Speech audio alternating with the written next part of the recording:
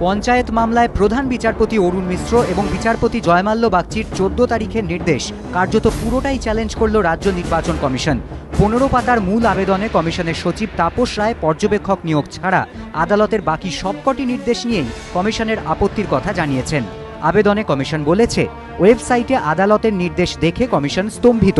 কমিশনের আইনজীবী সমরাদিত্য পালের কাছে যেখানে কোনো সম্মতিই চাওয়া হয়নি এবং তিনি কোনো সম্মতি দেননি, সেখানে নির্দেশে সম্মতি এবং সমঝোতার মতো শব্দ ব্যবহার করা হলো কেন?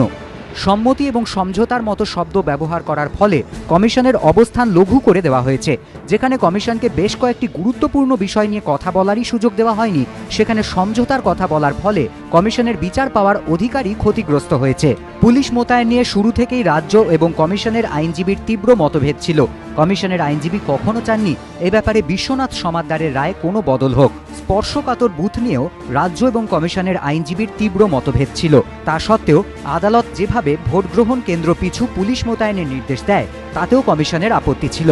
রায়দানের সময় বলা হয়, পুলিশি ব্যবস্থা করতে গিয়ে যদি কোনো ঘাটতি হয় তবে তা মেটাতে কমিশনের সঙ্গে পরামর্শের পরিপ্রেক্ষিতে কেন্দ্রীয় বাহিনী বা ভিন রাজ্যের পুলিশ আনবে রাজ্য। অথচ ছাপানো রায়ে কমিশনের সঙ্গে আলোচনার পরিপ্রেক্ষিতে এই অংশ বাদ গেল কিভাবে? তবে আদালতের নির্দেশ নিয়ে আপত্তি থাকলেও সাংবিধানিক দায়বদ্ধতার জন্যই আপাতত ভোট পর্ব সাঙ্গ করার সিদ্ধান্ত নিয়েছে commission.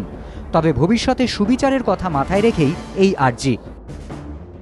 Regarding consensus order or agreed to with reference to all agreements with consent and consensus, we have made an application stating that no consent has been taken from us with reference to this. For anything?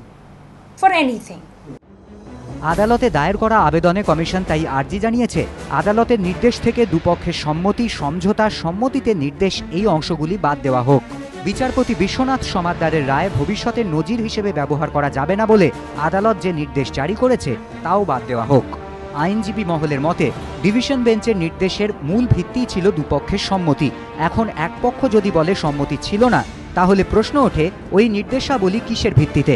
অন্যদিকে division bench আগেই জানিয়েছে single বেঞ্চের রায় মূল্যায়ন করা হয়নি।